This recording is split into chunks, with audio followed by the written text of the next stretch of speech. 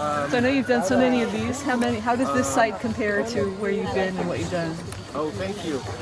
Yeah. Well, it's definitely the first madrona tree. Isn't it a madrona tree? Oh no, that's what we use for the hair. Yeah, no, it's the first madrona hair. Yeah, and it's it's the first one in Seattle.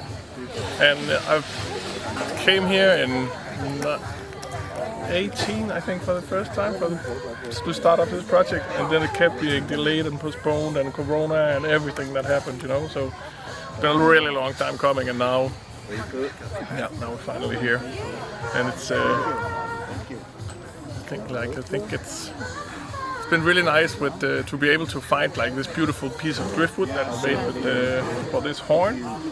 Like we made 2 flutes, so we made one that we made in Denmark and one that we made here. So we have one from both places, and then she's playing this flute as a part of the story about like the whole exhibition. It has like a story that comes with it, and it's been great. People are like, Americans are extremely helpful. And extremely welcoming compared to many other places that we come and build, where people maybe stand a little bit on the side and like, what are they doing, and then leave again.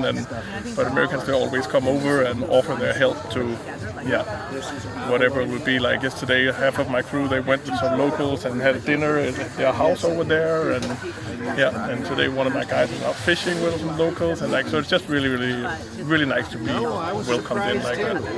How does, you mentioned that as part of the exhibition, telling a story. How does this relate in with the rest of the trolls that you're installing around the Northwest? It's a cohesive story that incorporates all those trolls, all those like different characters. They are part of one story. It's called Way of the Bird King. Yeah, and the story is about there's a troll that can see the water is turning murky, and then it sets out to figure out where the murkiness comes from. And then this specific troll here is playing the magic flute, and it's playing the orca song to talk to the orcas.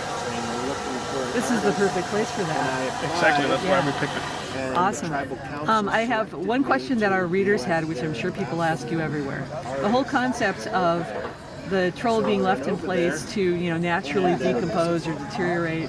How does that work, and has it actually happened with any of your installations, or are they all still too new for that process? I don't know where that story comes from, but it's something people always ask me. But of course, we don't leave it to just decompose into the ground. That would just be it look really bad, because you would just have screws sticking out all over the place and a big half-fallen rotten sculpture.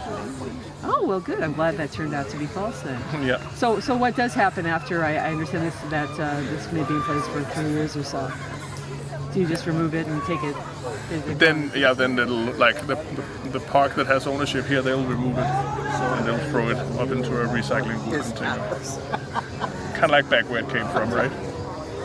So what's the overall message that you have? I know there's the sustainability and there's an environmental message at the heart of each of these. This is the mirror. The overall message is that together we can build big and beautiful things out of our trash, and so we have the ability to save the world from drowning in trash if we learn that trash has a high value. And that's what I try to do with all my art, is to showcase the value and the beauty of our trash by involving people in making beautiful things with trash. And that's why I like to make many really big sculptures, because it shows that we can actually build houses and cities and Thank you.